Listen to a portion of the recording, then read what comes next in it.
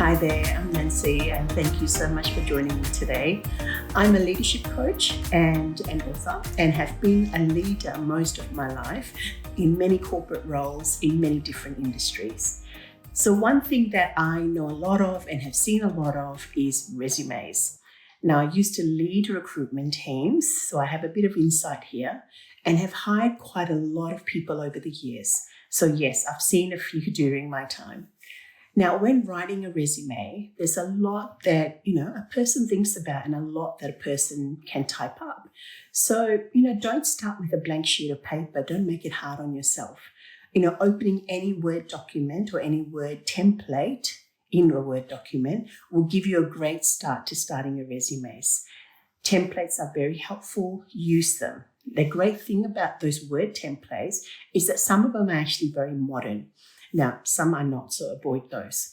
And I thought I'd do this video about what things to leave out in a resume, because I often see quite a lot in resumes. And I think that some people think that the more they add into a resume, the more they feel that the other person will understand what they've done and who they are.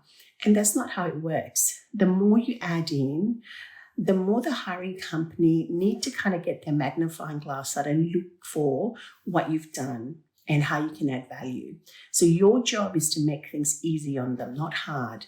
And hiring companies are looking at tens and sometimes hundreds of resumes for one job. So they're looking for keywords that show them that, who might be the best candidate. And they're also looking for a well planned out resume and a nicely polished one. And, this is the first time that they're hearing from you. So this is your opportunity to make, a great impression. So your role, remember, is to make things easy on them. And here's a bigger one, to remove bias. Bias exists, and most people have unconscious bias. That means that they're not even aware that they have a bias over something. Now, these biases may be something that, they may have been taught as a child, may have been their own experiences, or something that they've seen in other people. The thing is that bias exists. So let's see how we can avoid that as well. So let's start. The 8 most top things to leave out when writing up your resume. Number 1, references. Now, unless a particular role asks you to include your references, leave them out. Simply state at the end, references will be provided on request. And most government jobs, though, will ask you to include references, and that's fine. But if they don't, there is no need to add them. Firstly, you're annoying the hell out of the person whom you're actually asking for a reference, especially if you ask them for every single job that you're applying for. Now, even though you may have an amazing manager, current manager who wants to see you, succeed and who's happy to be your referee, trust me, that happiness is not going to last. So be mindful of that. So ask people when you really, really need to, not for every single role, and there's no need to add your references in a resume. Now, bias is another thing that can occur here. So your referee may be someone that the hiring manager knows or have heard of. You don't need to risk that. So the best thing to do is just leave references out.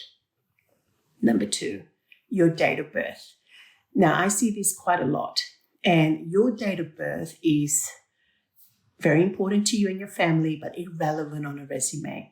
Now, I assume that you're only applying for roles that you can do and have the legal age to do them, but don't include these. Once again, it's irrelevant information, and plus you're opening yourselves up for bias. Now, someone reading your resume, for example, may decide in their head that they will only offer you the minimum salary because you're in your early 20s, for example, simply based on your age. Now, your resume is about the value that you can offer the business, not how long you've been on earth.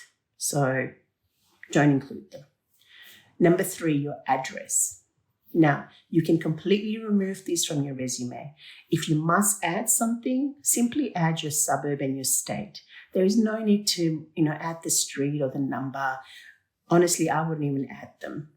They can see from your work experience where you're based, and your address may be another thing that, may give someone the need to be biased or have their own assumptions.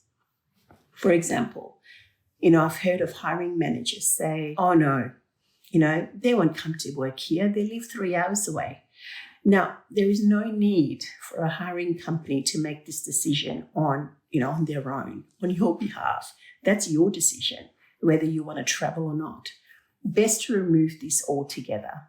Now, they may ask where you're based on the phone or on the interview, and that's okay. But there's no need to give them something to think about before they have even met you. So if I were you, I'd just remove it altogether. Number 4, all the training and all the volunteering and activities you've ever done.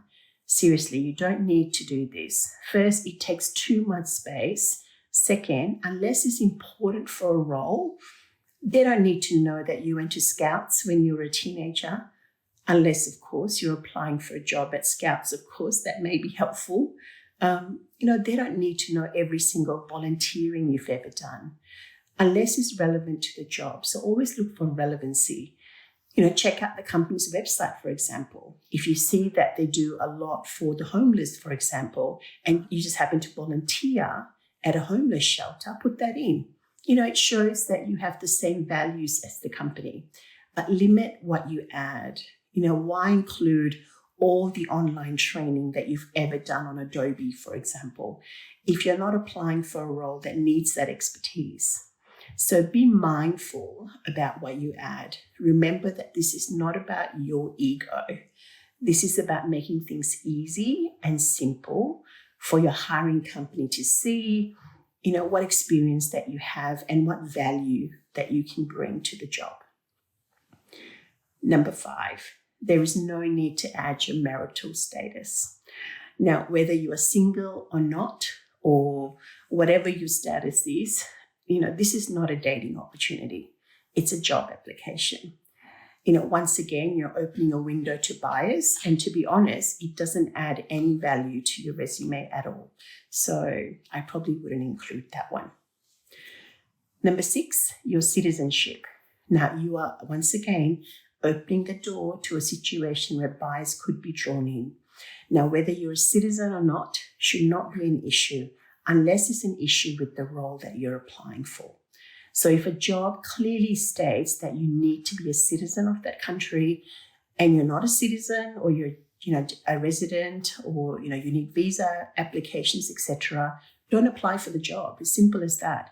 They'll simply take one look and put your application in the not suitable pile without reading any further. Trust me, I've done that, because that's a requirement for the role. So why would you annoy them and, apply for an unsuitable role? Just leave it out, in my opinion.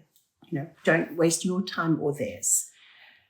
Number 7. Now, this is an interesting one, your photo. Now, I know it looks great to have an image on your resume that draws people in, but it really does nothing for your resume except, that hiring manager, may make a decision whether they like you or not if they see your picture.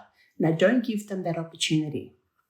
They can be pleasantly surprised to see you at the interview. At least you would have made it to the interview based on the skills and the value you add rather than how awesome you look in that shirt. Now, there are a handful of roles where they may ask you to attach a photo for whatever reason. It may have been a requirement for the job that you really, really want. But for the majority of roles that I've seen, there really is no need to add a photo. So don't worry about adding that in. Number 8, too much information on the company you've worked for. Now, I see this a lot in resumes, and sometimes I feel like I'm learning more about the company the person has worked for rather than the person themselves. So it's a requirement to add the name of the companies you've worked for. It's very helpful, absolutely. But do you really need to write a paragraph telling the hiring manager who that company was and what they did? No, you don't.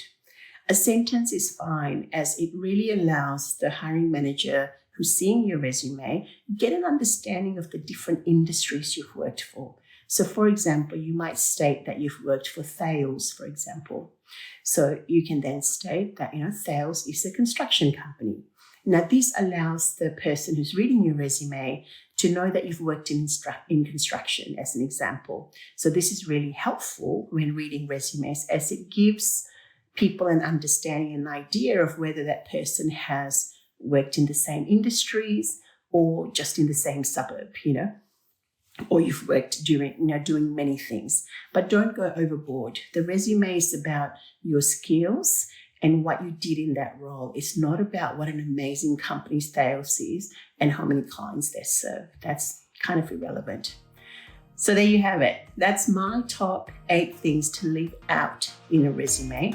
And I really look forward to seeing you next time for more tips on resumes, interviews, and simply being effective and bringing your whole self into a workplace. I really hope you have a great day, and I'll see you soon.